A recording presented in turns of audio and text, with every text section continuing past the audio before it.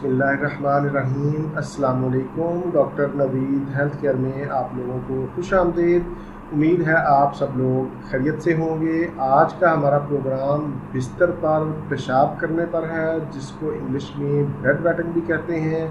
आज के प्रोग्राम में इसकी वजूहात और इसका इलाज आपको बताया जाएगा। इलाज में एक तो घरेलू नुस्खा मैं आपको बताऊंगा और दूसरा होम्योपैथिक तरीका इलाज वो भी आपसे शेयर किया जाएगा।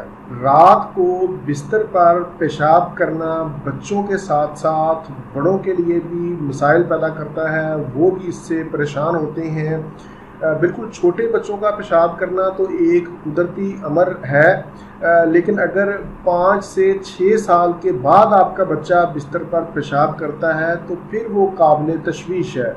15 साल की उम्र को पहुंचने के बाद ये तनासब 100 में से 1 रह जाता है। अमूमन ये होता है कि जब कोई बच्चा रात को बिस्तर पर पेशाब करता है तो सुबह उठकर उसके पेरेंट्स उसको डांटते हैं, बल्कि इवन मैंने देखा है कि कुछ पेरेंट्स ऐसे भी होते हैं जो बच्चों को मारते भी हैं, जो कि बिल्कुल गलत है। हालांकि बच्चे को इस बात का इल्म नहीं होता कि उसने पेशाब किया है।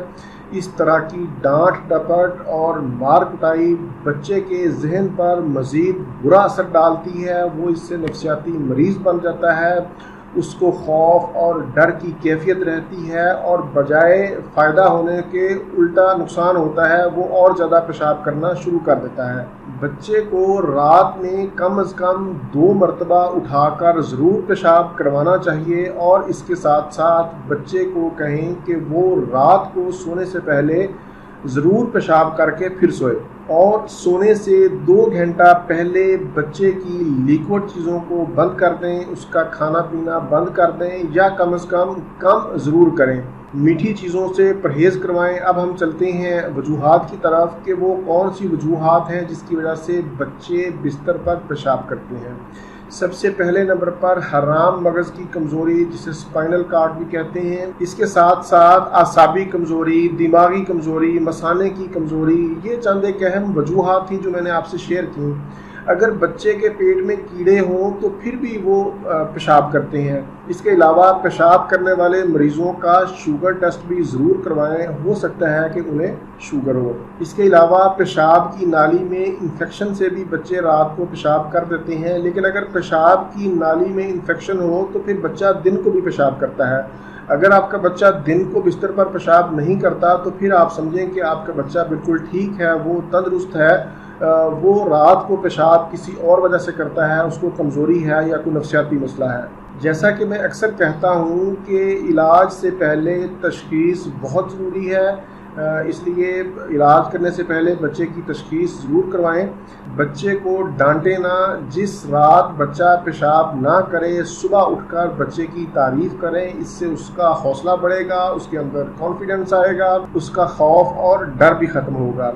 अब हम चलते हैं नुस्खा की तरफ। सबसे पहले मैं आपको घरेलू नुस्खा बताता हूँ।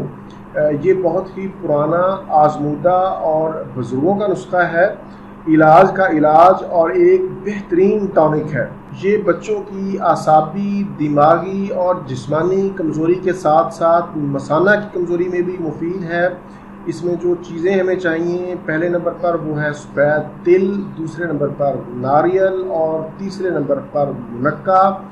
ये मुनक्का किशमिश से थोड़ा बड़ा होता है और इसके अंदर दाना होता है। ये दाना आपने निकाल के फेंक देना है और नारियल को कद्दूकश करके अच्छी तरह कूट लें, बारीक कर लें और फिर उसमें तिल और मुनक्का शामिल करके मज़ीद उसको यकजान कर लें। एक बात का ख्याल रहे कि ये तमाम चीज़ें आपने बराबर मिक़दार में लेनी है। अब इसको इस्तेमाल करने का तरीका सुन लें कि 1 चम्मच छोटा चाय वाला सुबह नाश्ता से 30 से 40 मिनट कबल, और इसी तरह रात को सोने से पहले आप 1 चम्मच छोटा चाय वाला बच्चों को खिला दें। ये बहुत ही अच्छा टॉनिक है। इंशाल्लाह इसके इस्तेमाल से आपके बच्चे बिस्तर पर पेशाब नहीं करेंगे।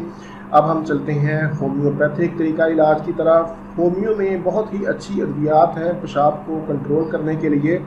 میں آپ کو علامات کے ساتھ دوائی کا نام بھی بتاتا ہوں، اس کو آپ استعمال کریں، انشاءاللہ فائدہ ہوگا۔ اگر آپ کا بچہ رات کے پہلے حصے میں پیشاب کر دے تو پھر دوائی ہے سیپیا 30، اس کے آپ نے 2 قطرے 3 ٹائم استعمال کروانے ہیں 2 گھونٹ پانی میں۔ اگر بچے کے پیٹ میں کیڑے ہوں، پیٹ میں کیڑوں کی وجہ سے وہ پیشاب کرے تو پھر اس کی دوائی ہے سائنا 30، یہ بھی 2 قطرے دن میں 3 ٹائم استعمال کروائیں گے۔